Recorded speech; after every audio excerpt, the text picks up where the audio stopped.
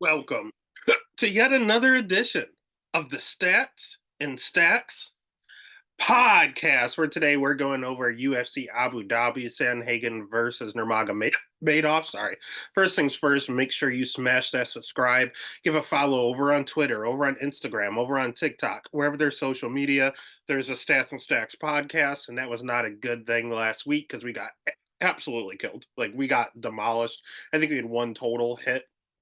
Everything else just fell through. I don't know what to say.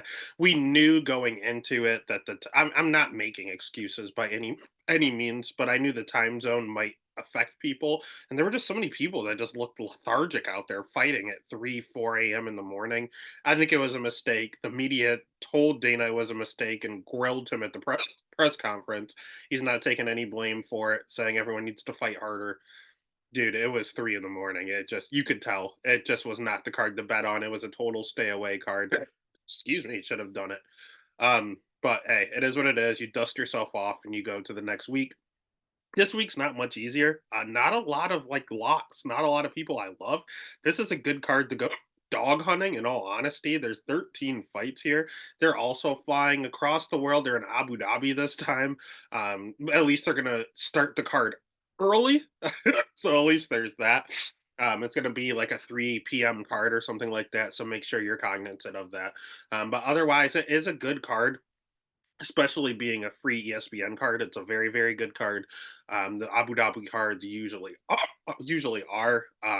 But yeah, let's just dust ourselves off and move on to the very first fight of the night here. We're going to start off with some Greece. This fight was supposed to happen, so I'll do a quick breakdown because we've done a breakdown of this fight once or twice before. It keeps getting rebooked due to visa issues.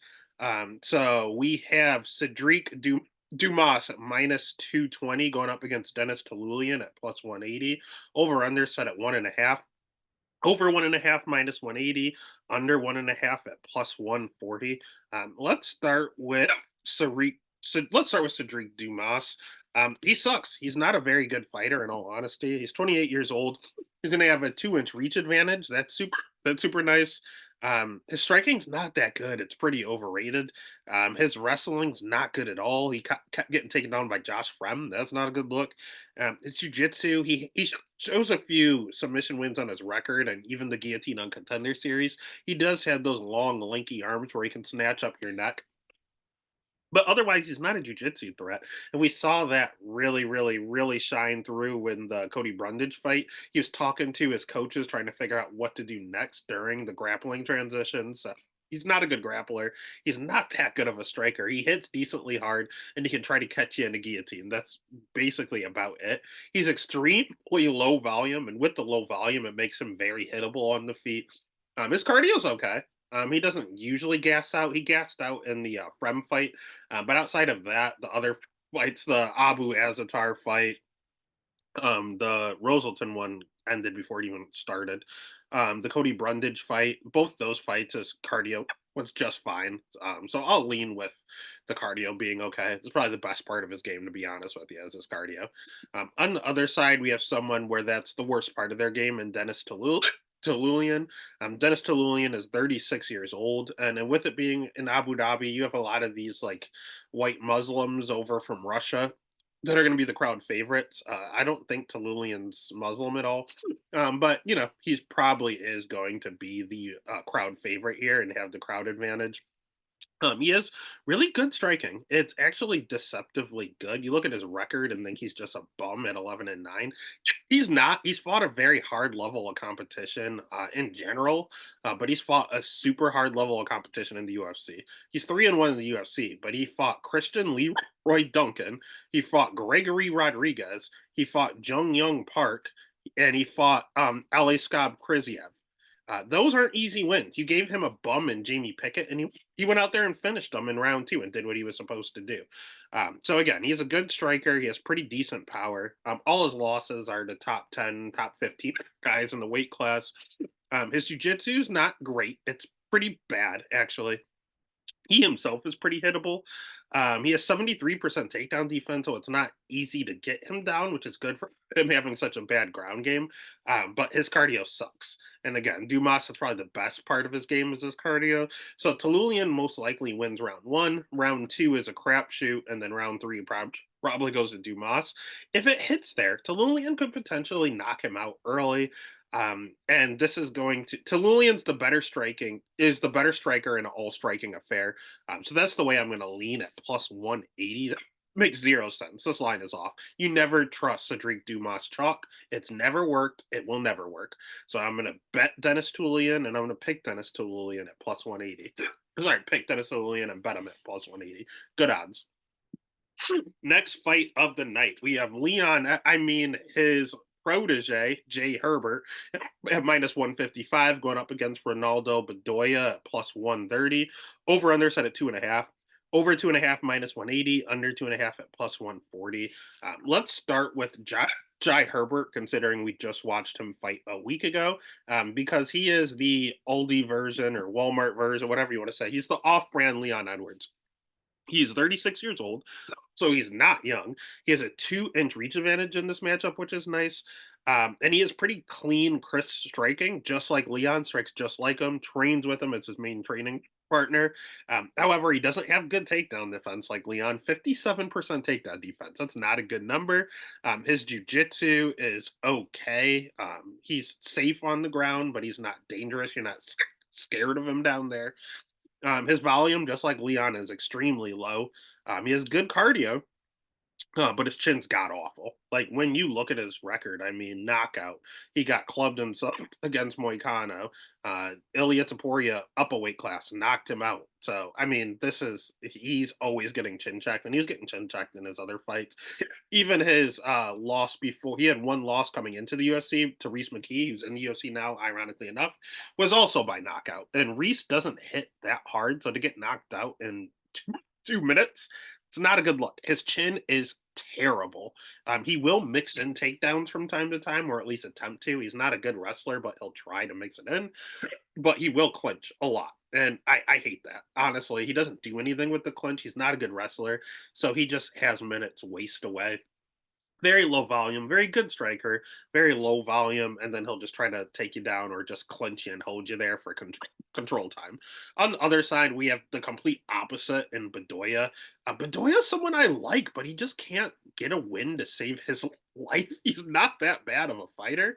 Bedoya is 27 years old. He himself has pretty good striking, unlike Herbert, a ton of volume. A ton of volume. Like I'm saying, this dude is landing over 120, 130 strikes every fight he's been in the UFC. There's only been two of them, but he throws nonstop. His jujitsu's okay. His wrestling we haven't seen a lot of, mainly because he fought Kanan Song and Chaos Williams, and neither one of those guys wrestle. But I've seen it on the regional scene. It's not good. It's not bad. It's whatever. It's good enough for Herbert. His cardio checks out. He doesn't really get tired at all either. He's just not really physically strong. So he's landing all of these strikes and he's losing these decisions because they don't seem to last. Like they don't leave a lasting impact. He doesn't have a ton of power. He has some knockouts on the regional scene, and it's more of nutrition. I mean, second round, third round. When you look at his finishes, he's not going out there and one hitting anyone. Decision. Second round, 40-second head kick. I'll give him that one. But third round, decision. Like he's a point fighter. He doesn't want to be. He's just not physically strong. I don't know if he's meant for this weight class. He can probably drop a weight class in all honesty. But as of right now, he kind of uses that to his advantage. I mean, he has good cardio and good volume because he doesn't have to suck himself down all the way. I just wish he was a little physically stronger. But that's what scares me because if this stays on the feet as it should, Bedoya triples up Herbert. Like it's going to be bad. Like he's going to land 140 and Herbert's going to land like 40 strikes. Like it's going to be very, very, very bad. However, Herbert does go to that clinch, and that's what scares me. Herbert will go to the clinch and just hold you there. And Bedoya's not physically strong. Like if he's just not, he can be held there for quite some time. And I feel like as Herbert's getting pieced up, that's what he's going to want to do is just hold him against a cage and reset a little. So I can definitely see a path to victory for Herbert. However, Bedoya legitimately could triple him up on strikes, and he's fought bigger, stronger guys in the UFC. Kanan Song and Chaos Williams are both stronger than Herbert, and he got bullied a little bit in the clinch, but he was able to get out of it eventually. So if he lands all that volume, is able to stay on his feet, Herbert doesn't hit that hard himself. So I think Bedoya's got the edge there. And Herbert's chin is awful. He got knocked out in most of his losses. Bedoya doesn't hit hard, but I don't know if it takes a lot to knock out Herbert. So Bedoya has multiple ways to win. It's a decision, it's a knockout, and he's the dog. Makes no sense. The pick is going to be Bedoya. The bet's going to be Bedoya. I think you're getting value because he's 0-2 in the UFC, but both of those fights he could have won. He lost a split and he lost a unanimous that I thought he won both fights. He's landing the volume. He just doesn't hit that hard, but Herbert doesn't throw, man. Pick is Bedoya, bet is Bedoya. Next fight of the night, we have someone else that I keep trying to fade and it's not working, but it's going to work eventually. We have Victoria Dudikova at minus 175 going up against Sam Page, Sam Hughes at plus 145. Over under set at 2.5. Over 2.5 minus 475, under 2.5 at plus 325. Let's start with Dudikova. She's the Russian, so she will have the crowd in her advantage. That's about it. That's about all the advantages she has. I don't think she's that good, man. She has a 2.5 inch reach advantage, actually. I'll give her that. That's good. She's 25 years old, which is good. You want the younger fighter. And she is a pretty decent jujitsu practitioner. That's probably the best part of her game, to be quite honest with you. Her wrestling's terrible. Like, she cannot wrestle. Her striking has gotten leaps and bounds better. Initially, she couldn't strike to save her life. She wants to grab a body lock, drag you down to the ground, and get the submission. When you look at her early career, armbar, rear naked choke, doctor stoppage, rear naked choke, decision. That's what she does. She's not a great striker by any means. Really has is that body lock, and that's I'm just not a big fan of anything that she does, to be quite honest with you. She's very, very low volume, and she even slows down in her fight sometimes. So she has red flags written all over her, but she has a shiny 8-0 record. She's 25, and she's going to have the crowd behind her. So you're going to have someone go in there and take the win from her. And that's exactly what Sam Page does. Sam Page turned me into a believer. I didn't used to like her. I used to think she was overrated, always bet against her. But she's good, man. She knows what she has to do. She has very high fight IQ, and she's a generalist with an extreme gas tank. And that's all you need here. She's 32 years old. Her striking's not good. It's not bad. It's okay. She's okay striking. It looked much better against Yasmin Uruguay in her last fight. So I'll give her that. Her jujitsu's not terrible. Her wrestling, she will try to mix some takedowns. She's just also not very physically strong. If she put on a little muscle, she'd be even better. But maybe not having the muscle is what helps her gas tank. The girl has cardio for days, and that's how she wins her fights. This fight reminds me a lot of the Jacqueline Amarine fight. Amarine was a really good jujitsu practitioner, an okay wrestler, would go out there and submit everyone in round one, and that was that. Sam Hughes went out there, got taken down, almost got submitted round one, but survived, and then took over. She won round two. She basically 10-8'd Amarine in round three and absolutely dominated. All she had to do was survive the opening round with the heavy grappling attack, and then she took over. And when you look at Sam Page, yeah, she has 6 losses, but Yasmin Jirigue is good. Pierre Rodriguez is good. Luana Pinheiro is pretty good. Luma Lugbume is good. Tisha Pennington, aka Tisha Torres, is good. Vanessa Demopoulos is okay. All these girls that she has lost to on her record are in the UFC. She even fought Loopy on the in the regionals, or sorry, on the amateurs. Like, she has fought nothing but the best of the best. She hasn't won against a lot of these really, really good girls. But I don't think Victoria Dudikova is that good. I think she's overrated, and I think the 0 in the loss column is the reason the line is the way it is. I wouldn't say the wrong person's favored, but I truly believe this fight is a pick 'em. And if you're giving me Sam Page, the better cardio and the better striker, and something where we want damage, I'm going to take that all day at plus money. So the pick is going to be Sam Hughes. The bet is going to be Sam Hughes. Then we're moving on to one of the greasier fights, honestly, on the card. We have sorry, I can never say his name. Jordan Vechunik at plus 180 going up against Guram Kutsaladze at minus 220. We don't have an over-under on this fight yet because Jordan is taking this fight on short notice. So let's just go ahead and start with Jordan. Really good jiu-jitsu, and that's what he leans on. He wants you to shoot a takedown so he can try to snatch up your neck. Very tight guillotine, tight squeeze on him.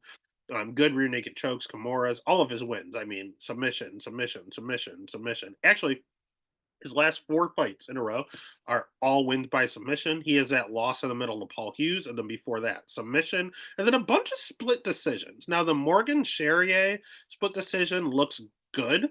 Now, Morgan's a pretty decent fighter. I think Morgan's pretty good. But he goes to these split decisions because of his fight style. It's strange. He's not a good wrestler. He's okay. He'll get you down eventually, but he's not a good wrestler at all, but he always goes forward. But as he goes forward, he's low volume. So it's awkward because he is the octagon control pushing you forward. He always steps forward, doesn't take a backward step, but he's not throwing a lot. He's just kind of intimidating you, walking forward as you're piecing him up, and he tries to counter strike you. I've never seen a forward moving counter striker. It's very peculiar, and I don't think the judges know how to score this, hence him having literally 3 in a row split, split, split. 3 split decisions in a row. The judges just don't really know how to judge what's going on in there, nor do I. These fights are always extremely close. Uh, if he threw more volume, it'd be more evident for him, but he's pretty low volume. His cardio's okay. He'll slow down in his fights, but he can go 15 minutes. And yeah, it's just he's taking this fight on short notice, flying across to Abu Dhabi. That scares me. On the other side, we have Guram Kudaladze, where I don't know what's going on. I thought the world of this guy, but he's starting to let me down. I don't know, man. He just hasn't looked the same after coming back from injury. Then he had a whole bunch of fight cancellations, and I don't know if the last fight, the loss was because of ring rust or what's going on. But this guy had the world in his hands coming in on short notice, fighting Mateusz Gamrot, getting a win there. That's a great win. Outside of that, he trains at All Star Gym, so he's training with Hamzat, one of his main training partners. He has really good striking. He has good volume on. He's on the feet striking. His wrestling's shaky. It's not good. It's not bad. He's rocking a 75% takedown defense. He's an okay wrestler, but he's predominantly a striker. He's also has sneaky good jiu-jitsu. You don't see a ton of it, but he is a Brazilian jiu-jitsu black belt. His cardio has looked good and bad, and there's no in between. He lost his last fight to Brenner because of cardio. Brenner didn't go out there and win that fight. Brenner was losing 0-2 and then went out there and got the finish in round 3 because Guram flat gassed. But his cardio looked fine in the Demir Ismagulov fight. He seemed to slow down a little in the Mateusz Gamrot fight. So his cardio is just a yo-yo. I never know what's going on there. He does back up a lot in his fights. That's not a good look, especially as Jordan's going to continue to march forward. So I think this is going to be another really, really sketchy fight. Guram is a good fighter, and he has 4 losses. But if you look at his losses, Els Brenner is not terrible. He's a pretty good fighter. We'll talk about him later. Demir Ismagulov is one of these really, really good top 10 guys that no one knows, so no one wants to fight. And then Mateusz Gamrot's the same thing, a very, very, very good fighter that everyone tries to avoid. Guram's fighting all of them. He's taking L's. There's no win scenarios here. If you beat them, they're a low name. If you lose to them, you lost to a low name. But these guys are top 10 guys in the weight class. And this dog is barking, so I don't know if that's a sign that maybe you go with Jordan. I have to lean Guram. I think he's the better fighter. He should win this fight, but he fights every fight extremely close. And Jordan fights every fight extremely close. This has split decision written all over it. I'm scared of this fight. I like the over, to be in all honesty. I don't know what it is because the line hasn't dropped yet with it being short notice. But the pick is going to be Guram. The bet is going to be just the over. I don't think I can pick a side. Just give me fight to go the distance if need be, contingent on the line. Next fight of the night, we have Shamil Gaziev at minus 225 going up against Dante Mays at plus 185, over 2.5 plus 130, under 2.5 minus 165. Let's start with Dogs ain't barking on this one. Let's start with Shamil Gaziev. Shamil's 34 years old and he has a pro volleyball background. It's not a strong start to an MMA career, but he was handpicked by Habib's dad. That's a good start. His striking's okay, but he does hit decently hard. His striking's a little overrated because of how hard he hits, but he's an okay striker. His wrestling's okay. He doesn't use it a ton. He predominantly just goes out there and knocks you out real quick, so you don't have to worry about it. And the same with his jujitsu. It's not terrible. It's not good. It's serviceable. He's essentially a generalist with power. That's what he is. He hits extremely hard. He can do everything okay. And he usually pressures forward so it looks good optically. So he trains at a good place. He's a good fighter. He just I don't know, man. He's not someone I generally want to trust. A lot of that is his cardio. His cardio's god awful. Like you will see him start to slow down in round two. Then round three, he's a shell of himself and can barely throw. I do like the pressure, but in addition to his poor cardio, he might be low key chinny. I've seen him; he's never been knocked out. He gave up in his last fight, didn't come back after round four. But I've seen him chin checked a lot. He's never been out cold. He gets right back up, but I don't like the amount of times I've seen him chin checked. I don't like the amount of times I've seen him gas out in fights. It's very, very sketchy betting on Jamil Gaziev. On the other side, we have Dontel Mays, where I don't trust Gaziev, but I will never bet Dontel Mays. Dontel Mays is probably not really UFC caliber, to be honest with you. He's been in the promotion for a while. I don't know why they sacrificed him to Cyril Gane. I don't know what that was. But he's 32 years old. He has a 3.5 inch reach advantage here, which is nice, but it's gonna be hard to use with all the pressure of Gaziev. And Gaziev's also the hometown guy. So the everything is in his favor. He has the power and he has the crowd. But Mays has the reach advantage. He's younger, he's 32. His striking itself is only okay. He's deceptively fast for a heavyweight. He's not that slow. He's pretty slick in there. But his cardio is another one where I've seen it look good and bad. I don't really know what to do with his cardio. 60% takedown defense. That's not a good number at all. And his jiu-jitsu is not good. Like his jiu-jitsu is not good. He's very hittable when he's on the feet. And although he's agile, this fight reminds me a lot of the Nascimento fight. He fought Rodrigo Nascimento 2 times, okay? And he lost to Rodrigo Nascimento both times. What does Nascimento do? He's a big guy with decent power that marches forward and pressures you up against the cage, will shoot an occasional takedown, or will just try to blast you. That's exactly how Nascimento fights. That's exactly how Gaziev fights. It's no different. We've seen this fight 2 times. It was the same. Even Machado. Machado pressured Mays and he felt uncomfortable. He does not like getting pressured. That's all Gaziev does. I do not think Gaziev is a good fighter, but I think he fights the exact way and does the exact things that Mays struggles with. So at the end of the day, I'm going to agree with Vegas. And if worst case scenario, it does go to decision somehow, he will have the crowd and potentially a greasy hometown win here. So there's too many ways for Gaziev. I don't like him, but this is set up for him. So the pick is going to be Shamil Gaziev. The bet's going to be Shamil Gaziev. Next fight of the night is honestly probably the fight I feel most comfortable with. We have Muhammad Yahya at plus 295 going up against Kai Fernandez at minus 375. Over under set at 1.5. Over 1.5 minus 155. Under 1.5 at plus 120. There's only one fighter in the UFC that's actually of like Arabic descent, and that is Muhammad Yahya. Muhammad Yahya is going to have the hometown crowd behind him louder than anyone in the arena. But he sucks. He's not good. He's 30 years old. His striking's not really that good. It's okay. His jujitsu's okay. He will go for some guillotines or durst chokes or things of that magnitude. You leave your neck out, he'll try to snatch it up. But his jujitsu's not that good. His striking's not that good. And his wrestling is ass. He got taken down 4 times by Trevor Peek. I'll never unsee Trevor Peek putting on a singlet and taking this man down with ease. That's not a good look. He also gets backed up a ton, does not fare well with people that are just a lot stronger than him. He's going to run into that here too. He gets backed up and he slows down in his fights. So you don't have good cardio. You don't have good striking. Your wrestling is ass and your jiu-jitsu's okay. Like this guy is only here because they're in Abu Dhabi. Otherwise, he would not be signed in the UFC. On the other side, we have Fernandez, who is okay and is I'm kind of growing on. He's 29 years old. He trains at a really, really good camp. I love Nova Uniao. I just think of like Jose Aldo is probably the most popular guy that trains at that camp. He has good striking, just very low volume. I wish he threw more. He's very low volume, but when he throws with heat. The dude hits hard.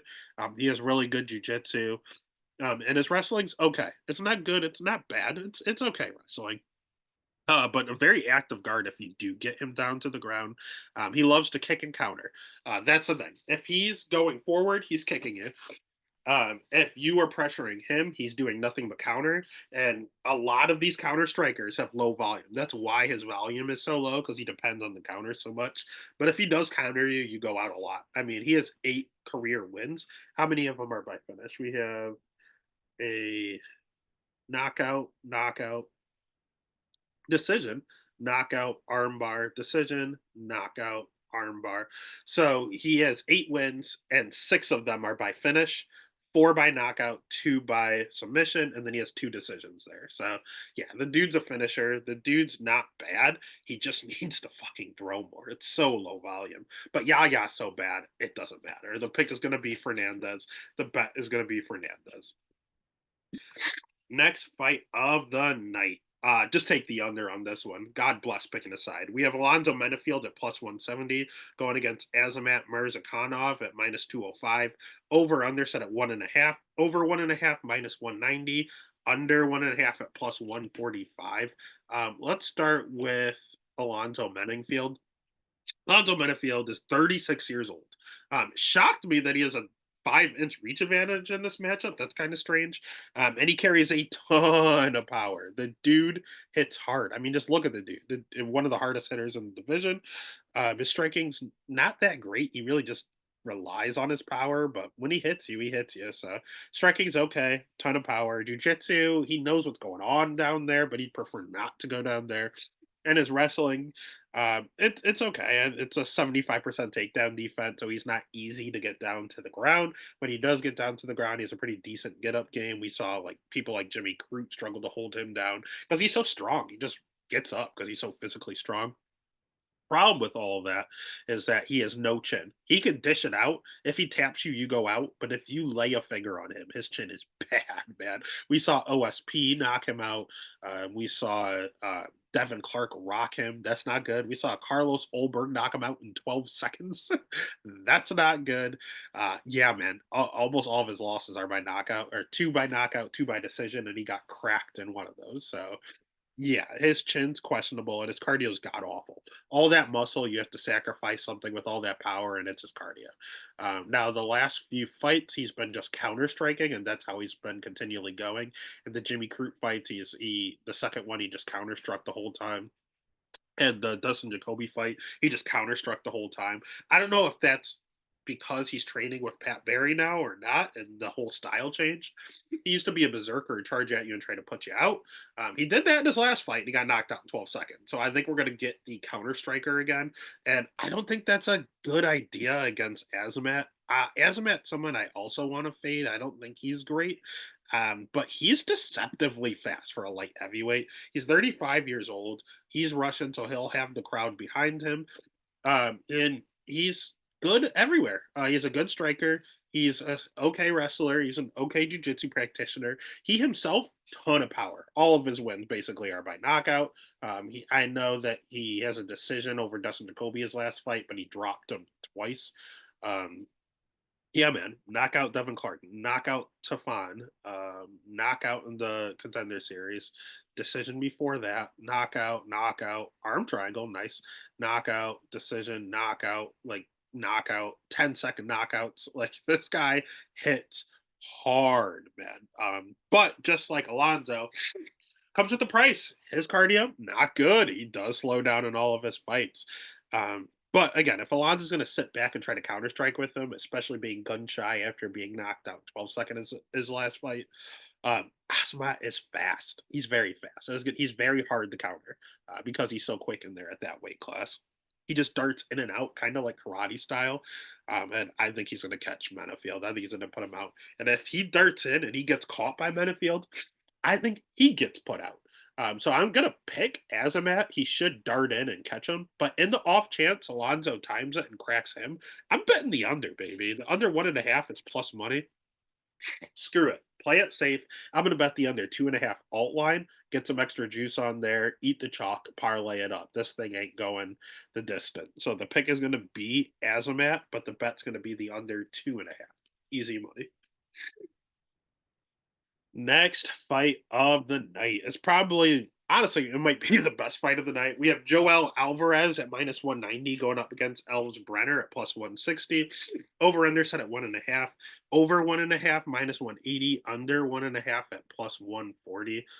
Let's start with Joel Alvarez. Alvarez is good, man. He's 31 years old. He's massive for the weight class. 20-3 is a solid record. 5-inch reach advantage here. And with him being so big, he misses weight all the fucking time. So make sure you watch weigh-ins and see how he looks. The crazy thing is he has 20 career wins. And none of them have gone the distance. He has 20 career wins, 20 career finishes. He is a striker, and when he gets announced as a striker, but he has 16 submission wins. He has 20 wins. 16 of them are by submission, and he calls himself a striker. Very confused. The other 4, clearly by knockout. And he does have good striking. He's a good striker. World-class jiu-jitsu practitioner on the mat. Wrestling, though, ass. God awful. He decided there's something I'm just not going to do, and that's wrestle.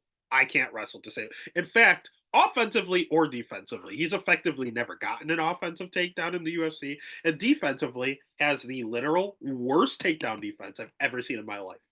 Ever in my life. 11% takedown defense. 11. And he stuffed it by accident. It was 0% takedown defense going into his last fight. 0. He literally stuffed a takedown by accident against Mark Diakese. So at the end of the day, we know what he wants to do. He wants to knock you out.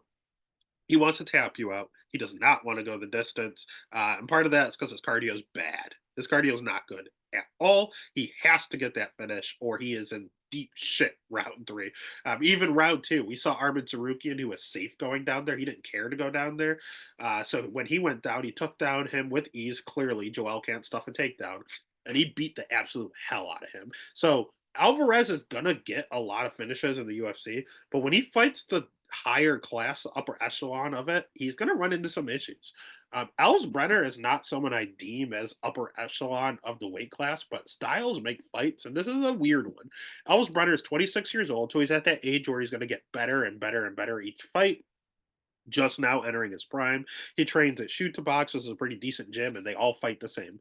Good striking, hit with power, good jujitsu. That's what they do. They're not great wrestlers, but they're okay. Again, it's just he's the exact fighter. All shoot to box fighters are essentially the same. He's very hittable on the feet too. That's also a shoot to box thing. They get cracked all the time. Only thing with him is that he is a little bit of what I still call an Usman chin, where Usman got wobbled like 6 fights in a row. Oban Elliott does the same thing. Multiple, like double digit fights in a row. This dude's getting wobbled, but he never goes out and ultimately wins. Call it a newsman chin. And that's what happened with Brenner. He gets cracked every fight, man. Guram Kutaladze had him falling over. Mytek Oralbai had him falling over. Krzyzewski never got a chance, but he got rocked against Zabir Tagut. So he's been in 1, 2, 3, 4 UFC fights, and he's been cracked in 3 of them. Like literally dropped down to the ground in 3 of his 4 UFC fights. Dude's chinny. He just doesn't go out. He has very, very good recoverability. Best part of his game, though, is his cardio. He has really, really, really good cardio. So it allowed him to do the Homer Simpson approach. You basically beat the shit out of him round 1. You get tired from doing it, and then he finishes you. That's what happened to Guram. That's what happened to, again, Krzyzewski just threw stuff out there because he took it on short notice, and Elves eventually took him out. Tukhugov dominated round one, and then Brenner went out there and killed him round three. Round two was a swing round. So, yeah, man, you have someone that goes out there and finished every single fight against someone who uses their durability as a weapon and cardio. So I don't know which side you take there, to be honest with you. But Alvarez has never gone to decision. So the best way to play this, because you don't know who's going to catch who, is going to be that under. And I'm going to go ahead and do the same thing I did with the last fight.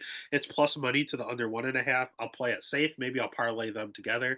And I'm going to go ahead and take the under 2.5. This fight ain't going the distance. So the pick is going to be Joel Alvarez, but the bet is going to be dog or pass at plus 160 Brenner, or just take that under 2.5 alt line. That's the safest bet. That's probably what I'll end up having.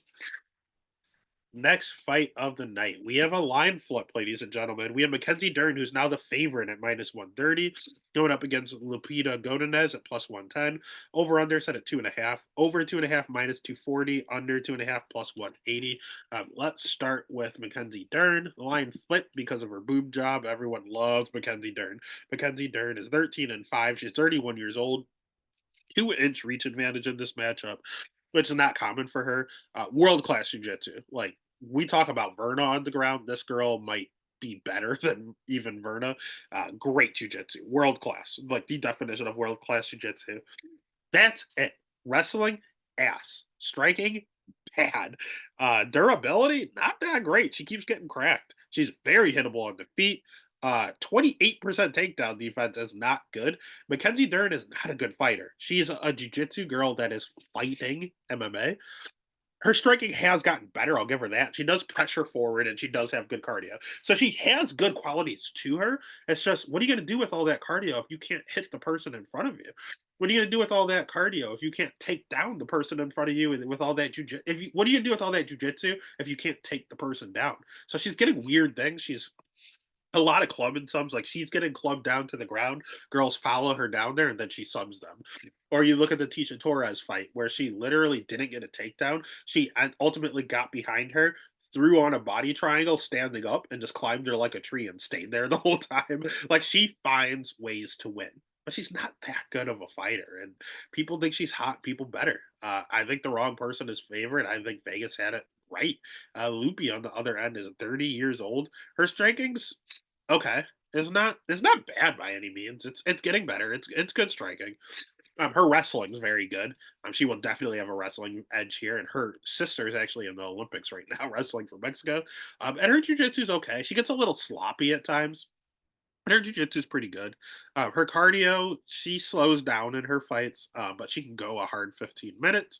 84% takedown defense, so Dern ain't taking her down. So Loopy is the better striker. She's the better wrestler, and Dern is a better jiu-jitsu practitioner. Well, here's the deal. You can't use your jujitsu if you can't take Loopy down. And if you can't strike with her, why are you the favorite? It makes zero sense. People are betting with their fucking dicks instead of their head. Not making any sense. You got to take Loopy here. The pick is going to be Loopy. The bet's going to be Loopy. Easy breakdown, easy money. Next fight of the night is a geriatric fight between Tony Ferguson at plus 500 going up against Michael Chiesa at minus 700, over 2.5 minus 130, under 2.5 plus 100. Honestly, Michael Chiesa shouldn't be a minus 700 favorite over anyone in 2024. He has really good wrestling, really good jiu-jitsu, but in his like 15 years of fighting, never developed striking. Terrible, terrible, terrible. One of the worst strikers I've ever seen in the weight class. His cardio, not good. Gasses in all his fights. I don't know how on earth he made 155. He was a size bully. He moved up to 170. He's still bigger than everybody. I don't know, man. He's not that great. He's very low volume. He's what he does is kind of Sean Brady you. He takes you down, he holds you down, and he either gets the sub or he is position over submission all day. Like, he will just lay on top of you like a wet blanket. That's all he wants to do. He doesn't even think about striking. It's not. He knows he can't. He just wants to take you down and hold you down. And if you present an opportunity, he will sub you. On the other side, we have El Kakui. He's going up to 170 for this fight. They both used to fight at 155, so why not both go 170? I understand that. I don't think it's going to be as big of a detriment here. He's 40 years old. Chiesa is old at 36. Ferguson is fucking 40. We all know about the notorious losing streak. He has now lost how many in a row? One, two, three, four, five, six, seven. 7 fights in a row. Wow. He had the longest win streak in lightweight history, and now he has the longest losing streak in lightweight history. Part of that's because he's 40 and he's slowing down. His striking's okay. He's definitely lost a step. His cardio's great. The cardio did not go anywhere. And his takedown defense in wrestling has never been good. 67% career wide is what it generally is. The problem is he's now getting a little chinny with him being 40 years old. But that's why the UFC gave him Michael Chiesa. Mikey Chiesa can't strike. Michael Chiesa has no power. You can't knock someone out if you can't touch him. He's not a good striker. What concerns me is a 67% takedown defense. Chiesa could definitely take him down and just hold him. He did it to Neil Magny. He did it to RDA. He did it to a lot of people. Just take you down, hold you down, and suffocate you. Just hold him there for the win. What I will say is sometimes he gets tired doing that. And if he gets tired doing that, he shoots sloppy takedowns and he gets guillotined or Darce choked all the fucking time. Like I'm talking 4 or 5 times this man has been Darce choked. Like he gets tired, he shoots a bad double, and someone snatches his neck. Tony Ferguson's loves the Darce choke. He loves his guillotine. He loves front chokes. This is sketchy. This line is off. I don't think Chiesa loses. I think Chiesa should take him down and hold him down, and it's Chiesa by decision. I think that's the easy bet here. Now, if you want to get nuts, this is Tony's last fight. Let's be real. Win or lose, Dana's cutting his ass. So last fight, go for it, Tony. Fuck it. What do you have to lose? You're up a weight class. You're fighting another old man. They have bad cardio and leaves his neck out all the time. He gets Darce choked all the fucking time. Tony loves the Darce. Let's see what his last Darce choke was. It was, oh, he had a triangle. His last Darce choke was in 2016. It's been a while, but I see it being Tony sub or Chiesa decision. So I'm going to go ahead and pick Chiesa. Obviously, he's minus 700, but it's dog or pass on a betting standpoint. I mean, although I don't think he wins, he definitely has a path. And hey, and he has a path.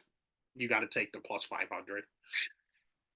Next fight of the night, we have Marlon Chito Vera plus 125 going up against Davidson Figueroa at minus 150. No over under on this right now for some strange reason.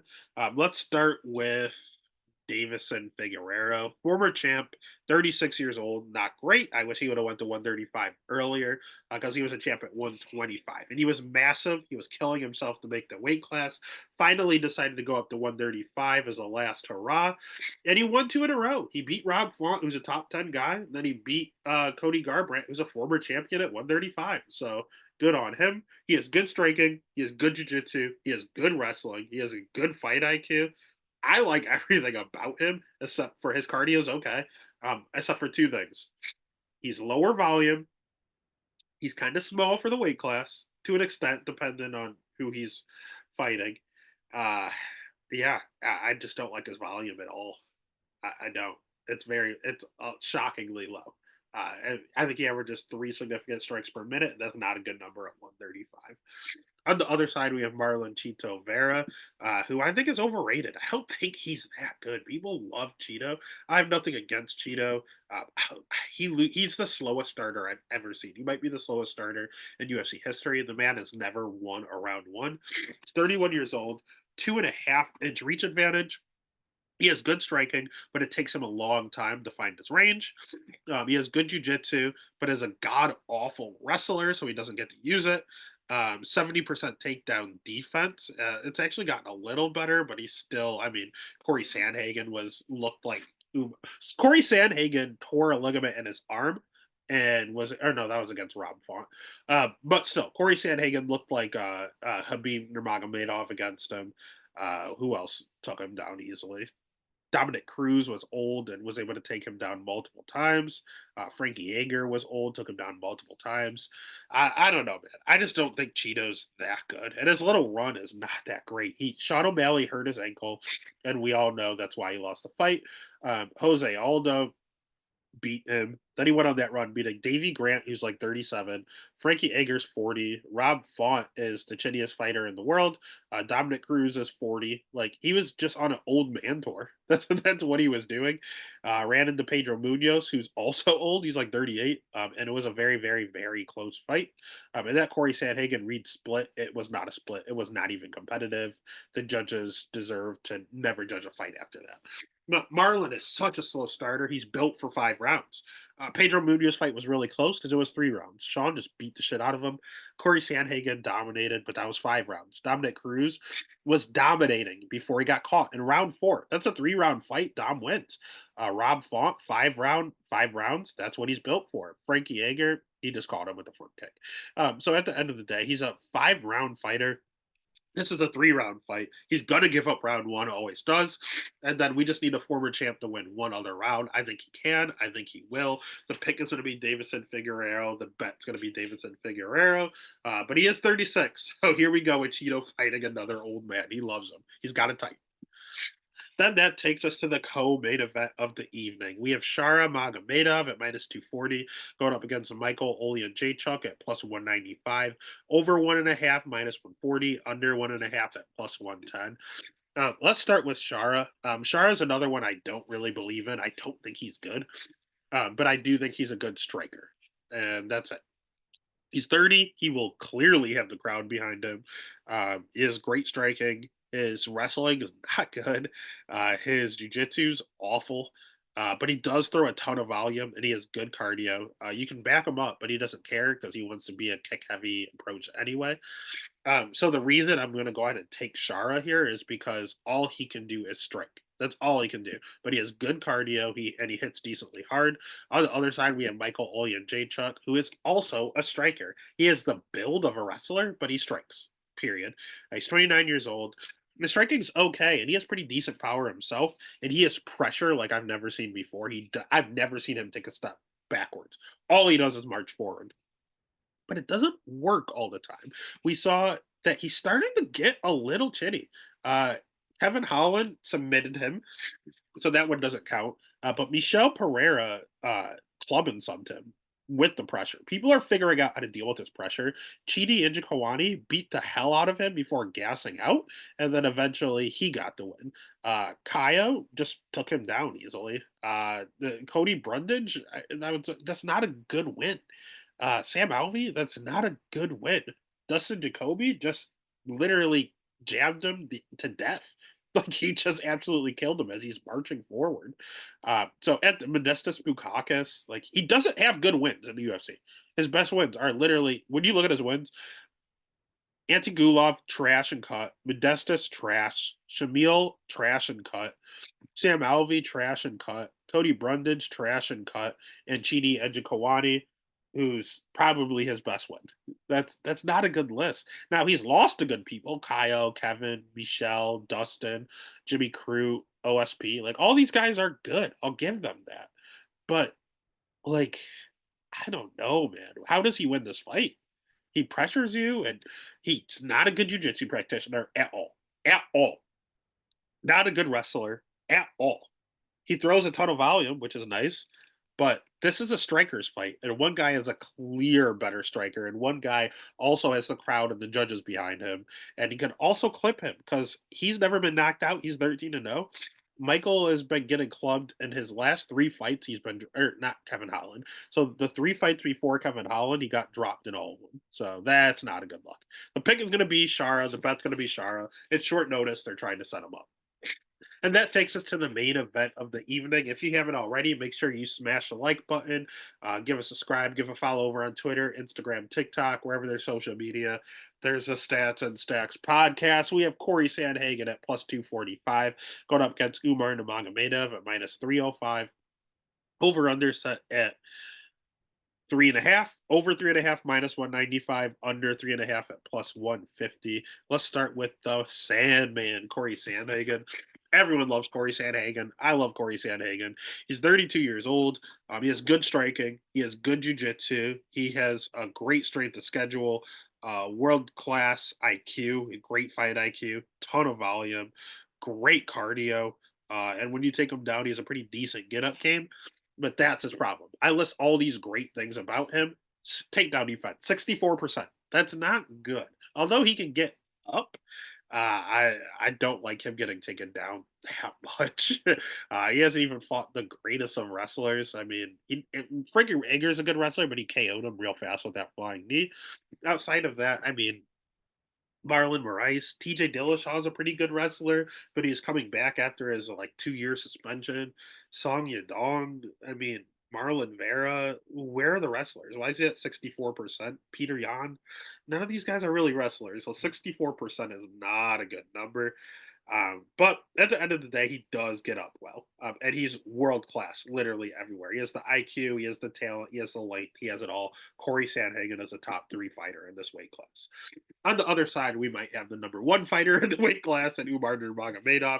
He's 28 years old, so he's in his prime. He's going to have the crowd behind him. He has a 17-0 record, so he's going to have the judges behind him. They love supporting undefeated fighters.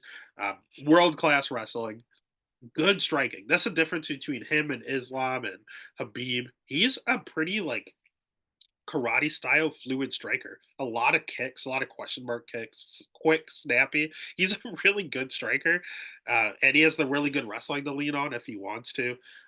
His jujitsu is good. He's very hard to hit. Like he's very hard to like. He's people talk about Hamzat.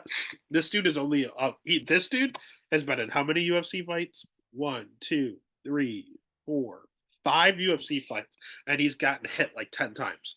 Like I'm not kidding you. This dude is doesn't get touched. Now, in his last fight, he got touched once and dropped badly. He folded. It was a bad knockdown. So does he fight that way because he can't take a punch? I don't know. I've never seen him go 5 rounds. Can he keep up that wrestling strategy for 5 rounds and all the bounciness and all the wrestling? Can he do that for 25 minutes? I don't know. That's the thing. Corey Sandhagen, we know how he fights for 25 minutes, and he's good. He's a very, very top three fighter. Umar could be number one if he can take a punch and he can go 25 minutes. We're going to get both of those answered. As of right now, you got to obviously pick Umar Nurmagomedov. He is probably the best fighter in the weight class. But could Corey catch him? Absolutely. I can see that happening. Can Corey win the later rounds? Absolutely, I can see that happening. This is a show me spot. I don't want to touch this fight. If it's anything, it's dog or pass, to be honest with you. But I'm going to pick Umar Nurmagomedov, and I'm probably not betting it. But if I do bet it, it would be Corey, or I'll put Umar, cousin Umar, in all of my parlays, and plus 245 Corey Sandhagen is a great hedge. I'll hedge Corey all day. So that is what I'm going to do. I'm going to put Umar in every parlay. I'm going to hedge with Corey Sandhagen. And that's UFC Abu Dhabi Sandhagen versus Nurmagomedov. It's a fun card, man. It's a pretty decent fight card offering, especially free. Remember, it's in Abu Dhabi, so it ends or it starts early, that 3 p.m. start time. Sit back, relax, enjoy the fun fights. Be weary of all the live dogs, and let's make some money. Let's get it.